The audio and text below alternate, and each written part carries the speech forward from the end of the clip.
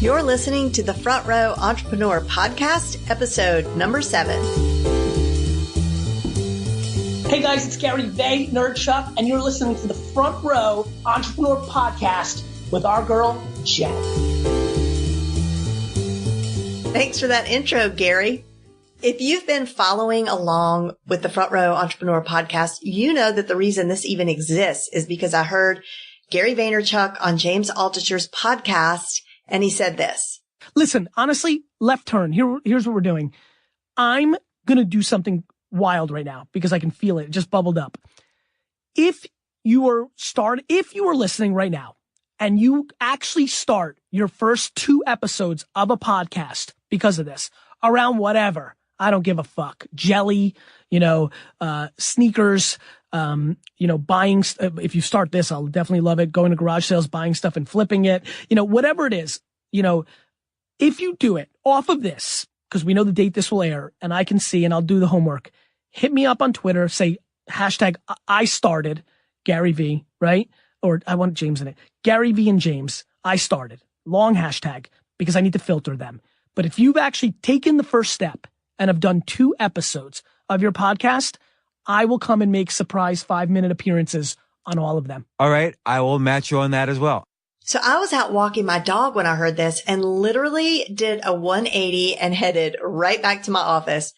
I learned how to do a podcast, then I created my first 2 episodes, and I did all that in about 36 hours. And then I got busy tweeting the heck out of James Altucher and Gary Vaynerchuck. And if you don't know who these 2 gentlemen are, they are best-selling authors and, as that guy in Napoleon Dynamite said, kind of a big deal.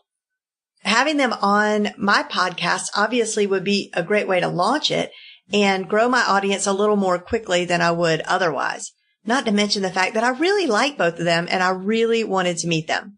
So James came on the show for episode 4, and today I had the pleasure of interviewing Gary Vaynerchuck. But I have to tell you, I almost missed my moment. We were scheduled to record at 1 p.m. and it was about 10 after 12 when I heard my computer shut off and back on again. You know, that Apple sound. And I looked at my computer and it did it again. And I thought, oh no, there must be some weird power surge or something happening. Not today of all days. Then I saw the dreaded Apple logo and that white progress bar. And that's when I realized that my computer was doing an operating system update without my permission. So whenever I get that thing from Apple that says there's a new update, I will click remind me tomorrow, for 2 weeks until I finally can find time to do it. And I knew that this morning I had done that. I set it to remind me tomorrow, but it didn't care and it downloaded anyway. So there was nothing I could do but wait. And I waited and I waited and I had to decide whether I was going to jump ship and move to my other computer, which was not set up for this interview in any way, shape, or form, or if I should wait it out. I decided I had to move. So I moved everything to my second computer, but I couldn't remember my Skype password. I had to get a password reset and I had to download the tool for recording the Skype interview. That was $40. Couldn't find my credit card. Couldn't remember my PayPal address. Starting to panic. I unscrewed the boom mic that is attached to my desk on the other side and moved it to the new side. I moved my microphone and had to make sure that Skype was picking it up. Then I had to move my giant backdrop in case Gary V decided to do video. So after doing all that, with about 10 minutes left on the clock, my other computer comes alive again. So I decided to move it all back again, and I was really feeling a bit panicky and flustered. But by the time the Skype call came in from Gary V, I was ready. I was absolutely thrilled that when I opened the call that he was on video. I was just really thrilled about that. And, cause I could see him and he could see me. But there's one point, in the interview where you will hear me asking him what he's doing. And that's because he was really all fidgety in his chair, which is why I asked. And, you'll hear his reply. So I took the challenge just to catch you up. I took the challenge. You were on James Altucher's podcast and you put it out there and I took it. And thank you for the kick in the butt. It's been a total game changer for me. Did you get a bunch of takers? Yes, I think we did. I'm like actually scared that I made that claim because I don't know what's actually out there of like people that I owe podcasts to. Right. So I'm nervous to show up on the blog because now everyone's like, no, I took the challenge too. So you will represent everybody that I'm going to tell. I'm much busier than James. So I think James has to do the rest. Okay. So. All right. Well, I'll tell him that. All right. So this led me to other things. So after this, I was like, wow, I really like this. I really like this medium. So I started doing flash briefings because I found these guys that are basically like the Libsyn of flash briefings where it takes like 1 minute to get it up. And then I read your chapter in your book last night, in Crushing It, all about, you're calling it voice first. Are you going to use is that term for like flash briefings or all voice? That to me, look, I think voice is kind of the term I'm using for podcasting and flash briefings and Google and Apple HomePod and like all the stuff that's coming with voice. And so on that note, do you think Pod is going to let us do briefings as well? Oh, yeah. I mean, Apple and Google and Amazon, all these people, their business is to create a platform, then let people build on top of it, and then make a percentage of the action. Okay. Let's see. I also want to ask you, so before this podcast, I was very nervous and I was telling my friend, like, I'm really nervous. And then I said, but I just have to remember that you're just a human being and you put on your pants one leg at a time. And my friend was like, I don't know. I'm not so sure about that. That's fine. What? I jumped in my pants. That's exactly what he said. He's like, I think he jumps into his pants. But then that got me thinking, like, what do you do in the morning? I wake up, I grab my phone, I go take a poop. I make sure nothing's on fire in the world of my world. You know, my biggest thing, look, when you're the CEO of a thing, it's your fault. You're the last line of defense. And so that's the tough spot and the fun spot. And so really my morning is really interesting, right? Like, it's funny. I can actually break down my morning. The first thought that runs through my mind is, am I tired? Like, did I get the sleep that I needed today to go hard? And like, the good news is, like that, I'm in a good place 9 out of 10 times. And then the one time that I'm not, then I'm like, oh, I hope that my workout today is going to wake me up or make me feel better. So I love that I work out now because whereas I used to not have that and like struggle through the first couple hours and then my adrenaline would kick in. Now, usually it's very rare for me to like be tired and go through a workout and not be ready for the day. Right. But the biggest thing I do is I check on fires. I make sure nothing happened in London. Don't forget it's 5 or 6 hours ahead of me. So even when I wake up at 6, they're already, well into their day and there could be a problem. And overnight in LA, right? If I go to sleep at midnight, it's still only 9 there. Clients are still doing things. So, I make sure there's no problems. What are you doing right now? I'm sorry to interrupt. I'm rolling a bat on my lower left back. Okay. I'm fixing my lower left back muscle issues and tissue quality. And it's been a very weird, couple weeks for my team watching me like do all sorts of weird things with my back, but it's really good. For everybody who's watching right now, tissue quality, I don't know if people know this, your brain protects you from like your most inefficient physical attributes and creates huge inefficiencies by protecting you. And I've realized how limited I was in my rotation and bending and stretching. And it's not about, yoga and massages. This is like real fucking tissue work. Like you got to really like do it, but it's been amazing. And I've had a bad back for like 25 years and I'm like this close. I'm like on the final pieces right now, which is why I'm taking this huge piece of wood, right? It's a half a baseball bat. Okay. And ramming it into my back, like ramming my back. Where did you get this idea? Like, did someone recommend it to you or do you just thought this looks like something that would work? No, my trainer, Jordan, we roll on a hard ball, a lacrosse ball. We have a stick. This is not something he recommends. This is just, I know this is working because I'm beating up the muscle. Like I can feel what's happening.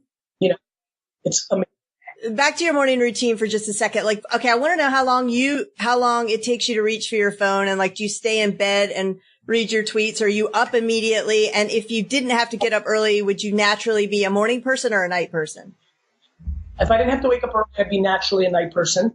I grab the phone and I never lay in bed. Like I'm up, I grab the phone, I go get a drink of water, go to the bathroom. Like Like, it's like I'm usually, like, after I wake up, I'm out of bed within seconds. Usually because I try to maximize sleep. So, like, I've got to go. Like, I've gone to the extreme of, like, I've got to work out in 4 minutes. Like, I've got to go to the bathroom, like, brush my teeth, put on gym clothes and get downstairs. Like, I keep it tight. So I would naturally be a night person. I like to get work done at like midnight, 1, 2, 3. I don't like the morning. I wake up way earlier than I used to. There was a time where I was such an extreme night person building a wine library. I'd go to sleep at 3 or 4 and not get into wine library until 11. That happened for like a year. That's how extreme I went. But now I get up at 6 or 7, and that's how I roll.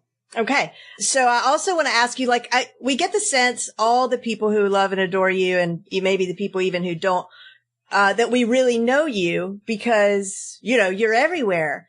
Yeah. And I really do feel like we do know you to some degree, Yeah. but what will we be surprised to know about you that we don't know?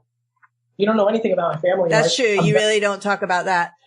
No, I mean, like, nothing about my kids or my wife, or I spend very little on that. We keep that private. So you guys don't know that part of me. And I think the part that most people don't know about me is all of you, anybody that likes or dislikes me, but more likes me, has to keep a percentage to themselves to keep them protected from me not letting them down.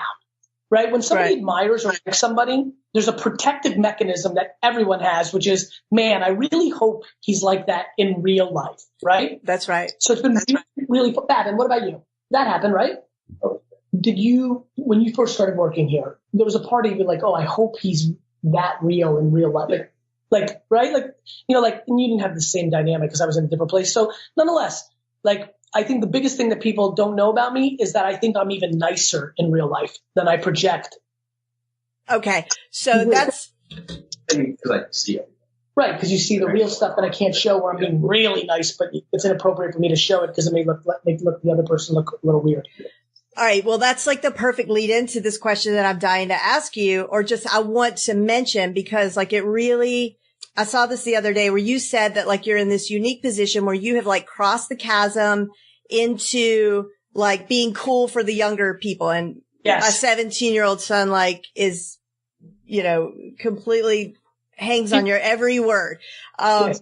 And I have to quote it exactly because it was so good. You said, if I can achieve making self-awareness and patience and gratitude and empathy cool characteristics of an alpha male, I will have made a real impact. And I thought, God, that is like for all the moms and dads that are probably so mad at you that their kids are changing their minds about college. Like Yes. that, you probably get just as many love letters or more after a statement like that. But then I'm like, can we really do that? And like, what would it take to really make those things cool without it just being like a good quote? You know what I mean? Yeah. I mean, I think I'm doing it. Like, with me, my quotes come after I've already done something. I would have never had the audacity to say something that ludicrous if I hadn't started seeing it actually start to happen. That's amazing. It's amazing. Yeah. I mean, it is amazing. Like, I really think it's very special when somebody comes along and is a great communicator and can move people's minds and does it for good. I mean, because some do it for good, some do it for bad, and some never realize they can do it. Why do you think about how excited I am about both your 17-year-old son and you. For your 17-year-old son, I'm going to create a new paradigm of cool, and hopefully that will work. And for you, like, I inspired you to do. Yes, and now you're finding out something that you're doing that you enjoy and you may be good at. That's incredible. Yeah. Thank you. It's cool. I talk about it as if it's not even me living it because it's almost too heady for me to like, I'm being serious right now. I try not to overthink it because it becomes a little daunting if you realize you're sitting on a superpower, right? So I try to like take it for what it is. I try to make the truth is I actually think it's a bigger indication of my parents and my environment than it is on me. So I don't get big headed about it. I know my intent is to do the best I can. I don't feel daunted by the responsibility. I don't feel like I don't think I'm that special that I have to change the world, but I'm more than interested in trying. I love it. Well, I mean, I would imagine that if you did think about it too hard, it would get kind of like, scary, or I don't know, maybe it would feel like a burden. And you teach us to like, really, we just should care immensely about everything, but not give a crap about what people say. But I wonder, like, don't you ever get your feelings hurt? Like, I would imagine that your feelings have to get hurt. I get my feelings hurt every day in like a fake way. Like, I'm a human. Right. I'm just not very emotional when it comes to this because I understand the score. I'm unbelievably emotional. I'm completely unemotional. Like, I think I have this great balance that's coming from extreme characteristics. So anytime, there was an engagement I had today on Twitter where two guys in Europe or somewhere not in the US, I kind of quickly glanced, who I think were from the advertising industry, were making fun of me. Like, one of them put a picture of me where it says, "Hustle your fucking face off." And he said something in the degree of like, this is an actual quote. Like, can you fucking believe this guy? And his buddy or a similar thinking guy jumped in and said, and I think he said, try to find a quote that's more ludicrous than this kind of thing. And then his buddy found one, but I don't think that one was a real quote because the other one was real. But just took a picture of me and put some ridiculous quote that I think I did say. Like, bottom line is they were bantering. I jump in because my feelings are hurt because I don't know. I want these two guys to like me, not think I'm a douchebag. I reply with my true feeling, which is like, yo, guys, can you stop creating ammo for my friends to make fun of me with? And I wish you good health. And like, I hope we get to share a glass of wine because I know this one guy's from Australia. I like Australian wines. It was interesting. The other guy, one of the guys, and then I got to the office. I didn't see if the other guy is engaged. One guy jumped in and said, touche, or fair enough. Like, if you're ever in Australia, let's grab that glass. And I loved it because, like, it's less that my feelings are hurt. It's that I respect everybody else's opinions, no matter who they are, even within my own success. Like, I think I'm going to be all time, yet I don't believe that your 17-year-old son's or those two guys' opinions are any less valuable than mine. I just think my ultimate superpower is empathy at the highest level.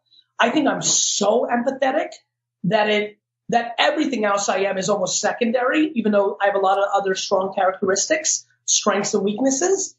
So of course my feelings are hurt because I'm so empathetic, yet I'm so self-aware and confident that it's not able to fully penetrate and become a negative. I think it becomes a positive because I know how to calibrate the pushback or the name calling. So obviously some of that is innate and you were born with that. And then the other part is you had great parents. Yes. But who else? Great circumstance, right? I lost a lot as a kid. Right. I could speak the language. We had no money. I wasn't a great athlete. I was a terrible student. I've lived my first 18 years of my life as a fucking loser, which made the next fucking 100 years super easy because I wasn't scared of losing. A lot of people are coddled. A lot of people are 8th place trophies. A lot of people didn't deal with adversity because they figured out how to run the school model and were straight A students, gifted with talent in sports. And so they were winning their first 18 years. So when they go into real life with inevitable losses, especially for somebody who like pandered to the system, which means they then go work in a corporation where they have no control and merit doesn't ride, I'm the reverse. Were you said you were losing the first 18 years, but I have sensed that you were probably like a popular kid in school. Were you? Yeah. You were very popular. And that part has never gone away. I was popular for, I have charisma, so that's always good. I was popular because I was super nice. Like, nice has been, over the last week or two, I've started pushing kindness and nice. It's funny. I feel like almost just like I figured out my back was hurt after I figured my adductor was hurt and my knee and my neck and like my shoulder.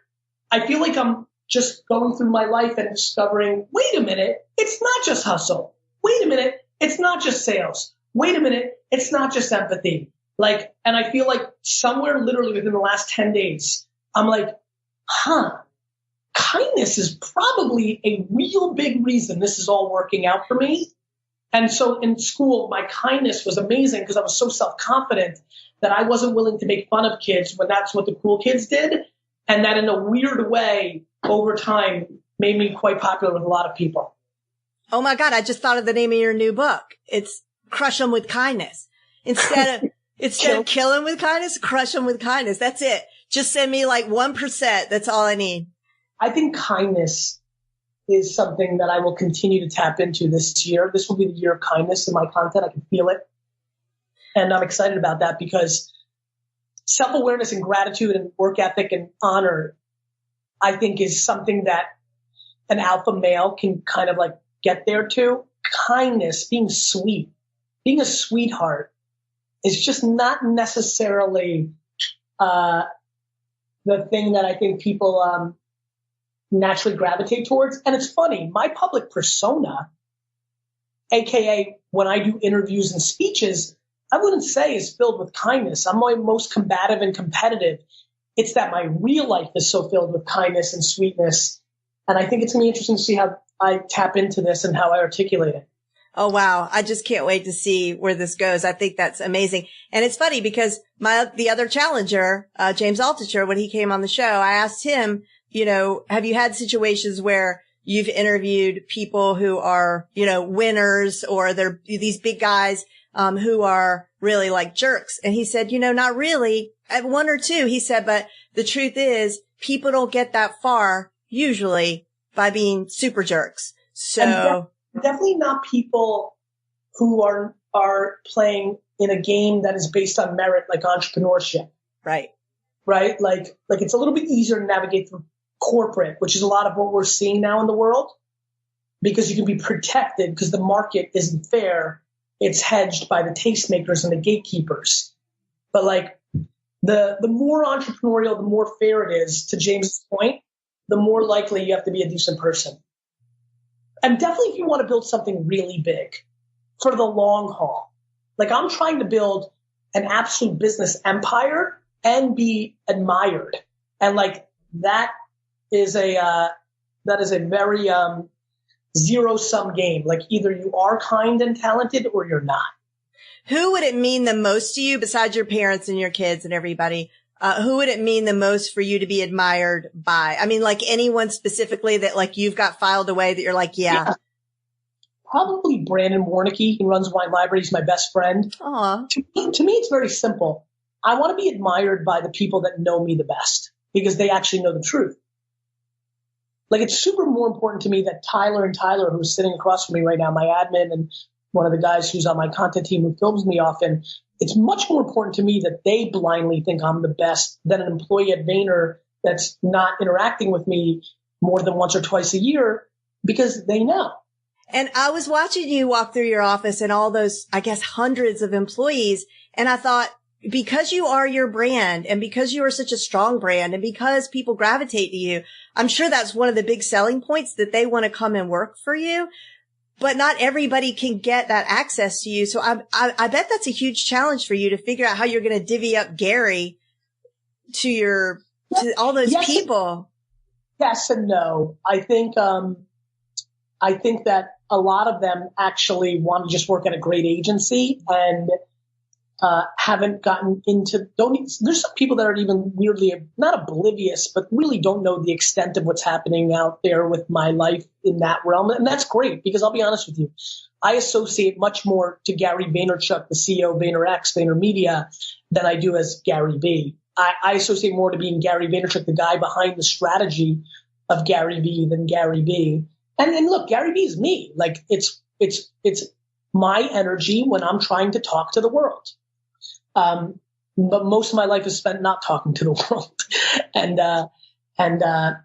I do the best I can. I mean, I think that's just important as a CEO, let alone as a personality. I think the people that are most bought into me, fans, get their way into spending time with me because they can't hold out, right? They ask for the meeting, they hover around, they hang out. So, or some just kind of wait for their moment. But, it's not something I kill myself with. I'm a marketer in a sea of digital marketers. I think I'm special, or I think that I'm different because of the level of service and care and love that I give to the people who are in my orbit. Yep. But I'm not niche down. I do know the value of it. I wish so badly that I could just like find a niche. Do you think that it's, I don't want to niche my audience either because I don't want to do just like lawyers. No. Your niche is you. I'm not niche. My niche is that it's me and my perspective and my efforts and me. There's nothing more niche than being the human being. Okay, that's awesome. That's so awesome. Okay, thank you. This episode of the Front Row Entrepreneur Podcast has been brought to you by the Front Row VIP, a private membership community where members enjoy all of the latest, greatest, and most practical tips and strategies for building an online business. This membership includes live coaching calls, a library of fresh step-by-step trainings, and a support community unlike any you will find anywhere. At the time of this recording, membership is open for a crazy low rate of $37 a month. You could go to frontrowvip.com to learn more.